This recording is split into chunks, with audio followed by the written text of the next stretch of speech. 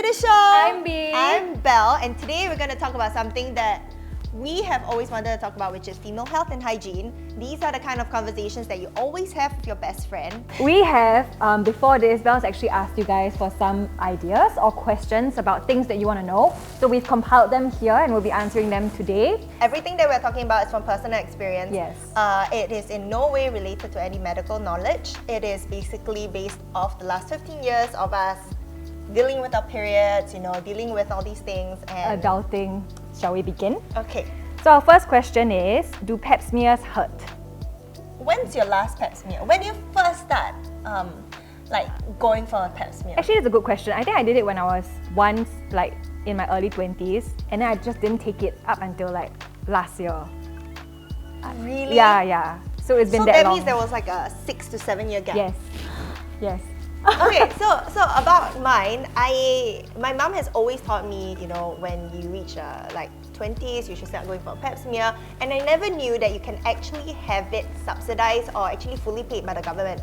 I didn't know that also. Yeah, so you can actually go into places like Raffles Medical and just give them a call, find out whether you can get it subsidized or even fully paid for, and just go for a pap smear. I think it's very good to do it every single year, especially if you're sexually active, because that way you can actually just keep yourself in check, keep yourself your health in the tip-top condition, and if there's anything you want to get it checked out first. Just want to address the problem as soon as possible. I guess even if you're not sexually active, it can also pick up things like polyps, right? Or cysts in the ovary, which you may not notice until it gets too bad. So if you guys are wondering whether it's painful, after going for so many different pap smears, you would realize that it differs based on the nurse that is doing it for you. So for example, at my gynae, I felt like it was more comfortable. At another clinic, it was probably a little more uncomfortable. So what happens is they basically insert something that looks like a duck bill into your vagina, and then they take swabs from the inside of your uterus, not uterus, the inside of your vagina, the canal, and then look at your cervix also. So it's important for them to get those samples and also look at the cervix, because all those can contain indications of where something is wrong. It's an extended thing with a cotton bud at the end, so it's a bit like, honestly, I think the COVID swab. It looks like that. If you refer to that, yes. Yeah. So I think the whole experience was very pleasant.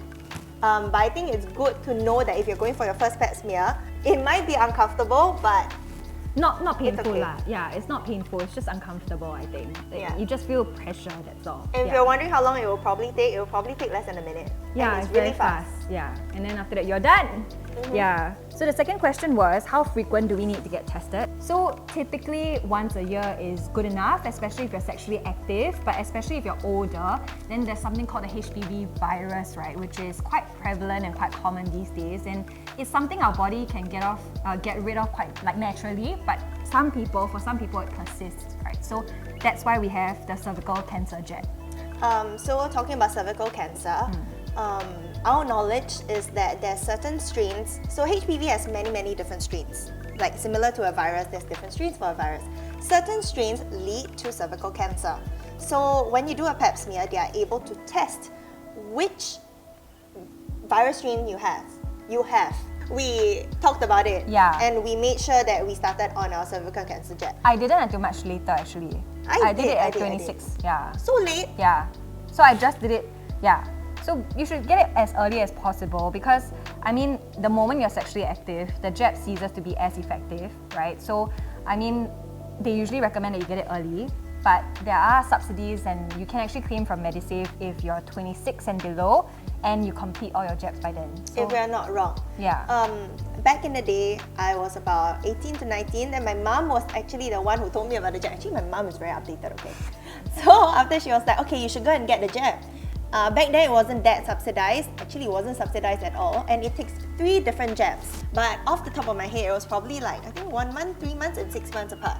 Something like that. So it has to be spaced out. It's not something you can get all at one shot, and it needs to be. So it will take you about a year to a year and a half to get it done, lah. Yeah. So if you're wondering, if you have been sexually active, then should I still take the jab? The answer is yes. Yeah. Reason being, the jab is still going to protect you, but obviously, the reason why they said that it's not as effective is because when you're sexually active, the jab, you would probably be exposed to some form of virus already.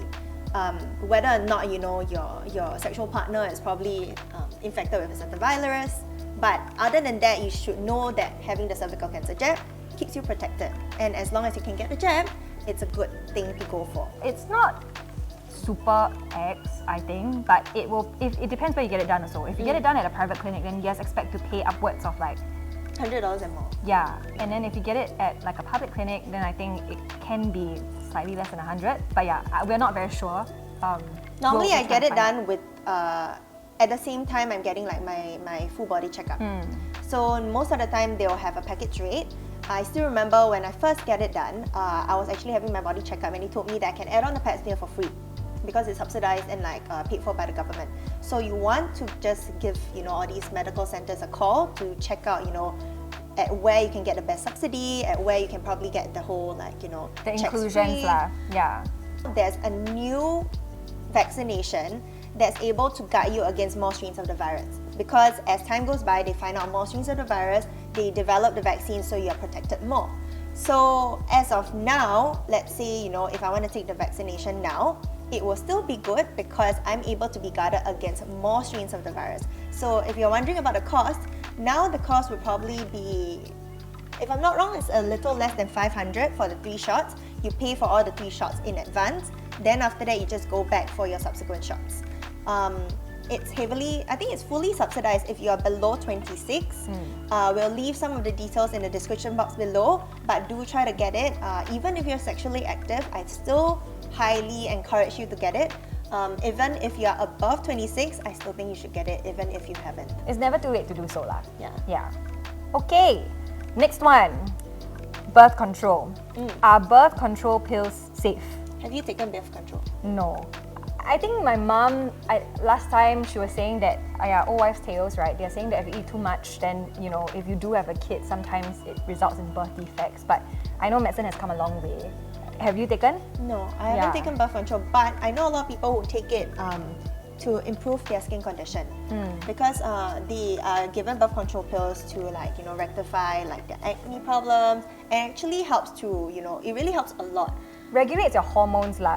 Yeah, so I guess that's another benefit of birth control pills also. But now there are so many ways you can just get it easily available. There's a lot of resources online also, and I know of a few. So we'll probably put that in the description box as well. Very discreet, right? So you don't need to worry about the shame or basically the stigma of getting birth control pills. I do think that right now it's probably safe.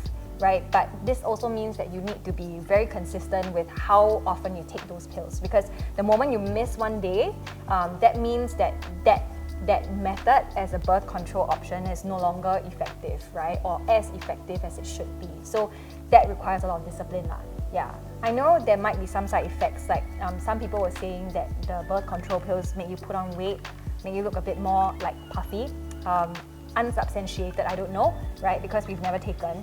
But yeah, some thoughts, I guess, on birth control. I think if you are unsure, always go consult a medical professional that you're comfortable with.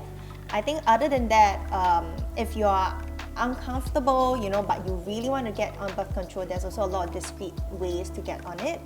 Given how there are different websites and they are all registered to be able to send birth control discreetly to your home. As long as you use it according to the instructions, I think all of us will be probably okay. But I think we will probably have to do more research before you embark on it. Both of us haven't been on birth control based on personal reasons. So we're referring to oral birth control here lah, which means pills, ingesting pills, right? Yeah, so that's, I think it's just a matter of choice also. I mean, there's definitely many other ways of birth control, right? Condoms, things like that, or even IUDs, right? Which you can also consider. So it's just an option. I think it's a personal preference. But yeah, we haven't taken, so unfortunately can't really share much about our experience here. Okay, so now good segue into cleaning. So somebody asked, how do you clean your little lady bits? We used to call it vajayjay. So how do you clean? Okay, there's so many different cleaning agents around, and also there's also vagina masks. The rule of thumb is that your vagina is self-cleaning, self-cleansing. So it's highly recommended that you do not put any form of cleaning agent on it. But obviously, with science and technology improving, the cleaning agents might or might not work. But so far, I've never tried because maybe when I was like 19, 20, I probably bought one to try before. But after that, I was just like, I just didn't know whether it worked, and I just didn't want to just upset the pH level there. Correct. So I just didn't dare to try, and so far I have never. But I think generally, what will work, if you are wondering, whether your lady bits are like a little foul smelling, the rule of thumb is that as long as it smells fishy, go see a medical professional. And your discharge also, The discharge? Yeah, so so what Belle said, right, the pH level. So I think, different levels will basically nurture different types of bacteria. So if your discharge looks abnormal, it's colored, it's green, or foul smelling, like those are signs to go see a doctor lah. Yeah. So you don't use any soap now, right? No, I don't use any soap. I think water is okay lah. Yeah, just cleaning in water. I think drinking a lot of water helps as well. Basically, when you drink a lot of water, it's just good for your entire body. It flushes everything out. So if you continuously drink water, once you wake up, drink water. In the middle of the day, you make sure that you drink about at least 4 liters of water. I think that's good enough to keep your whole body system It's kind of like a cleanser. So it goes from here all the way there, right? So you just want more water to cleanse down there. That's how I'll put it. Yeah, and douching is very bad apparently. Douching is a thing that you kind of you squeeze things up your lady bits to like flush things out. I've heard that that's not good. I'm not sure scientifically or medically why, but yeah, I think you shouldn't put any kind of soap or whatever. I think there are medical grade soaps that you can use, but water should do the trick lah. Yeah, bathe more often. And also they said taking in more probiotics help. So if you always drink like Yakult, Vitagen, have a lot of yogurt, Greek yogurt, all these will actually help. I don't know why. I don't know why, honestly. But it's said to help, and also drinking a lot of water. So if you are very concerned about like a certain kind of smell, if it's not foul smelling, if it's just like you are probably like overthinking, which all of us girls do, then maybe try Yakult, Vitagen, eat more yogurt, drink more water. So I guess the lead-on question was, do you actually use like shave or wax, or even do like IPL or? So I actually go for IPL. I think I like to. I prefer that it's not bushy. So I IPL it. Number one, actually, it's a bit uncomfortable because I think similarly to going for a pap smear, right? You will feel a bit uncomfortable having like someone else kind of like seeing like your private part. But I think for me, I like to go for IPL because eventually it will be hairless, but it will probably take many different rounds because your hair at your lady bits is a lot thicker. So it'll probably take 4 times or more, maybe up to 10 if it's really bushy. On top of that, I think you can also go and wax it depending on what you want. You can also shave it, but when you shave, the stubbles grow out. I feel it's very uncomfortable. Actually, I do that. Like, I personally do that. I find that if you put something like a, like a soap, not soap lah, but like lubricant, it's just a lot cleaner. Yeah. But when it grows out, doesn't it feel uncomfortable, especially when it scratches against like your knees, I feel like if you do that, then you have to do that quite frequently lor. Yeah, but there's many different ways. I think there's like sugaring also, which is apparently like a less painful Brazilian, right? Things like that. Yeah. So, but I mean, at the end of the day, like, it's really just personal preference. Even if you just want to let it grow wild into, it's fine. Like, I think, you don't need to feel like, okay, society says that we need to keep it like hairless, like a naked mole rat. It's really up to you. Yeah. So just be comfortable, do what you want, and don't let anybody tell you otherwise. And if someone tells you like, hey, why you don't shave? Like, I like it like that. Yeah. Come on. I mean, like, maybe now that's like a rarity. I don't know. But yeah, I mean, there's a lot of options out there, but they're not cheap, I have to say, right? IPL itself also is not cheap. Brazilian is not cheap. So, it really depends on what your personal threshold is, and if it's something that you feel like doing, then yes, there's many different ways of doing it. In between my IPL, I actually use the Gillette one as well. But mine's the pink one. So there's a soapy bar on top and there's a soapy bar at the bottom. So you don't have to worry about like abrasion or like it being very uncomfortable, and it actually shaves off really well.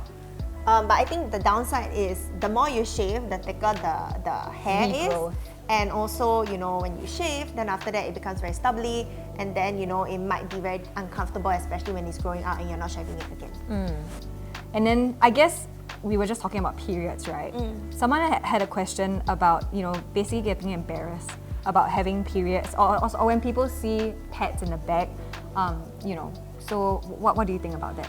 I honestly, till today, I feel very uncomfortable taking my pads out. So recently I partnered up with Cortex and I love their pads. I go for it all the time because I really like the quality of it, and on top of that, the packaging is very nice. It's very luxe. Yes. But it still looks like a pad. You know, however nice they can put it, it still looks like a pad. So I think I am still a bit shy. I don't know, maybe because I'm from a girls' school, right, last time, we would just storm into the classroom and shout, like, who got pad? You know, so it was like a very normal thing to have a period and to be asking for pad. In fact, we had like a classroom pad in the cupboard for whoever needed it. I have that in office. Yeah.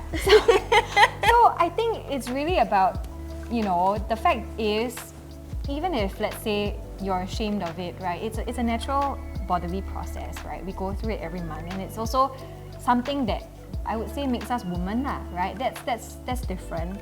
So maybe another way of looking at things, right, is to just, you know, you don't owe anybody an explanation as to why you're having a period or like why you're carrying a pad, right? Like, even if they ask, I always find that honesty is the best policy.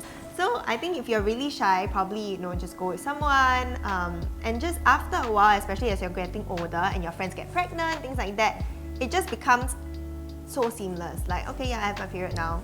I mean, yeah, no one bats an eyelid. Like, even if there's a guy in the room, we will just say like, hey, you know, like, I can't take this on my period, and the guys will just roll their eyes. That's it. Like, I think that's all. Yeah. But I mean, if you are having problems, you know, we love to talk as well. So feel free to just reach out to us, you know, and we can, yeah, we'll be there for you lah. And if you need us to give you some responses to some of the things your friends are saying, I'll be happy to do that too. So, yeah, This is like no a shame. 姐姐. Yeah, totally. So I guess on that note, right, about pads, you know, and you said tampons, there's also something called a menstrual cup. I've never tried it. I wanted always to wanted to try, try. but it requires a lot of zen, I think, to put it in. Okay, so I've gone through a lot of tutorials. Apparently the cup is like that. You fold it into half, Yes. insert it, and you let it unfold inside Correct. you. It goes like boop, like that, and then it opens up into a flower. Like a tulip. Yeah, okay, tulip, fine. So this is your cervix, right? Your vagina. So you fold it like that into half. Yeah, And then you open it up like that. Then Yeah, you so it lodges there by itself and it doesn't dislodge. So I have had friends who do it for a variety of reasons. Number one is definitely more environmentally friendly because for pads it's a one-time use and then you have to throw it away. Same thing with tampons. And it's more, they say it actually, you don't need to change it as often, right? Yeah, so I don't know lah, but I personally feel like the instructions are like, relax and then open wide and don't clench your muscles. I'm like, I can't relax doing this kind of thing, right? So I don't know, but like, I mean, I don't even use tampon. And Yeah, do you remember I tried to draw you? yeah. She tried to draw me a diagram of how to use a tampon, but I just feel like I don't even know if it's in the right place. Like, what if it dislodges and everything? So yeah, I never ever use tampon, ever. But I think you can try menstrual cup leh. I don't want it. Because I'm always out and about. So for the menstrual cup, I believe that after maybe, I don't know, a few hours, I would say probably 4 to 6 hours, correct me if I'm wrong, but you have to, I mean, it's a cup collecting, like it's literally like a well, right? It's collecting, you need to like empty the well, wash it and put the well back, you know? So I can't do that at a public toilet. No lah, I mean you can just pour into the toilet bowl. Then I put the Bloody dirty cup menstrual back, yeah. and then- Yeah. I mean, obviously you see we haven't tried it before, but for those of you who've tried it, and Please I also educate have us. a lot of friends who have tried it and they said that it's such a breeze. They love it. They are also very environmentally friendly. So they think that it's the best, you know, they can use it for like a substantial period of time. I think a lot of people are also wondering like, you can swim on your period. Yeah. can? Yeah. I mean, back then I was in swim CCA lah, so there's like no excuse, you know, if you have your period, You still have to go for training. You just have to get into the damn pool, right? So yeah, but I mean honestly, there were no accidents, there were no leaks or whatever. It's just that after the training session, you just have to get up and go to the toilet. So the last question is, how do you then wash off period stains on your panties? Oh, this one you know. I got my secret formula. So I think it's the faster you clean it, the better, right? So that the thing doesn't quite stain as deep, right? Or as intensely as it would. Method number one, bicarbonate of soda and lemon juice seems to do the trick. But I was like, every time you find lemon and soda, right? So Lux soap, man. Lux soap. The bar soap. The bar. I don't know what it is in the Lux soap, but you just do spot removal lor. And so okay, so you put the stain patch there, you take the Lux soap, rinse it in a bit of water, and you just I wet the panty. Yeah. And then I use it and just wipe it. And then you rinse and then you wipe again. Yeah, and it comes off like a dream. Yeah, really, really. My mom taught me this. I also don't know how she knows. You leh? What do you normally use? I actually recently, I think in the last 1 year, I discovered like this Kotex period panty. Okay, there's two different types of period panty. The one I'm talking about is the disposable one. For those of you who are more environmentally friendly, there's also period underwear. I've never tried that before, but I heard my friend say that it's really, really good. But the one I'm talking about is from Kotex, and it is a little bit more costly. I use it once or twice during every period cycle, and it's so good. I've never had a better sleep because on heavy flow days, right, you have to put that 32 cm pad that goes all the way from up to the back, and it's still not comfortable because you have to like just stick like that. You don't want to move so much because you don't want to sting your bed. So this period panty from Kotex that I bought, it's a little bit costly, so I only use it once or twice a month, and you just wear it on like an adult diaper, and it's so comfortable. I've never had better sleep. I mean, I'm 30 and I'm only discovering it now. She was raving about it to me. She was like, oh my god, B, this period panty. I'm like, what period panty? And then she was like, so Kotex. good. Yeah. It's so good. I mean, yes, it's a bit more costly, but on top of like, I'm sure many of us use the overnight ones, right? They are like 32 cm long.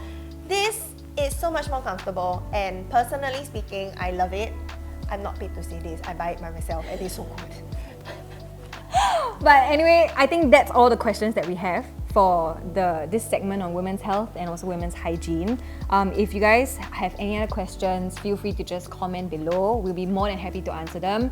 And if there's anything else that you guys want to hear us talk about also in a super like non-censored, candid way, feel free to shoot it our way. I think the reason why we wanted to have this segment is because we felt that, we wanted to have an open conversation about things that are a little bit harder to talk about, and also, the kind of conversations that you have with your best friend. So if you have any questions, you can leave us the questions in the comment box below. You can also drop us a DM. You'd be like, okay, can y'all talk about this, please? Just like submitting a request. If you want to stay a bit more like, anonymous. If you have any personal stories also regarding what we shared today in the video, you can leave us a comment as well. Then we can learn a bit more. I think that'll be nice. Yeah, definitely. And again, we're not medical professionals, right? So if there's anything that we can learn from this as well, if you guys have something to share, do share it with us. If in doubt, go see a doctor, right? And yeah, just take care of your health lah. Very important. I hope you enjoyed this show. We'll see you guys in the next one. Bye!